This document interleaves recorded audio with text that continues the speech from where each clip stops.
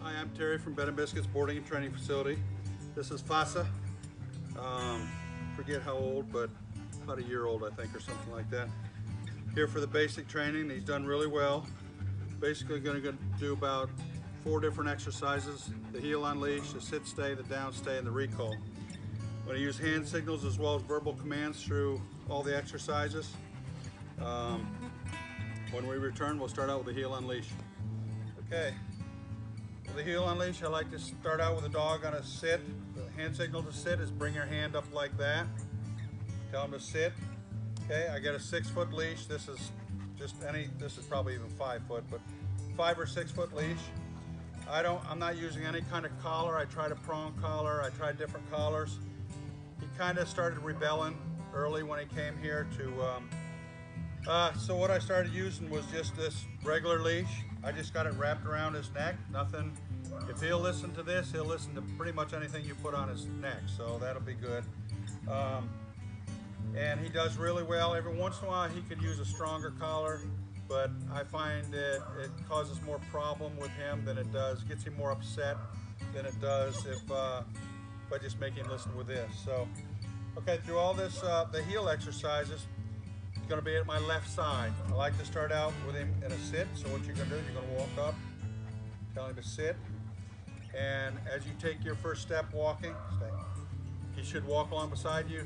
Hopefully every time you stop walking, he will sit. If he doesn't, that's okay, but I'm trying to get him to where he'll sit when you stop. Okay, let's see how he does. Fasa heel.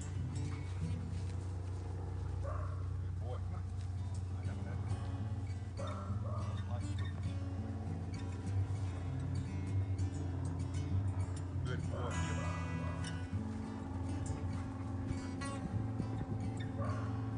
Good boy, and praise your dog. Good boy. Okay, this is going to be Fasa's sit stay.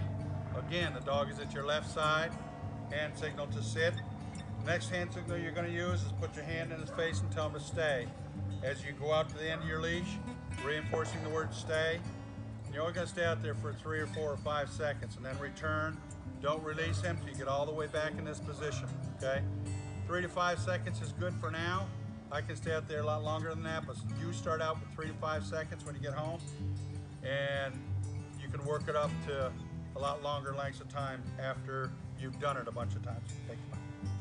Sit. Okay, stay. Stay. Stay. Stay. When you return, stay.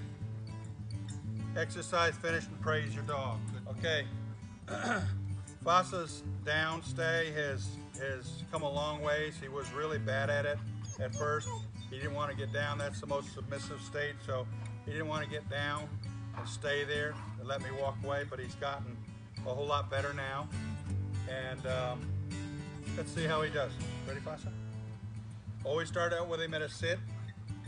Sit. You're going to point your finger right to the ground, actually touch the ground pretty much, and tell him to down. Okay? Ready? Sit. Good boy. Fasa. Down. Come on. Down. Stay. Stay. Stay. Stay. Stay. If he gets up like that, go back. There's something in the grass, so I'm going to move him up here. Sit.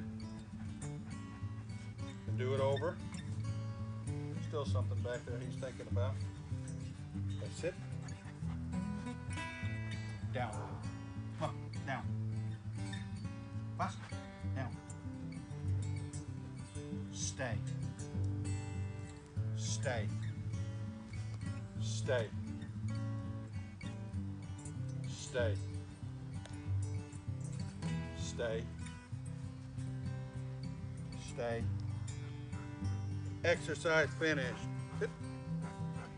Praise your dog. Okay, this is going to be Fasa's recall. Hand signal to sit. Okay. Stay.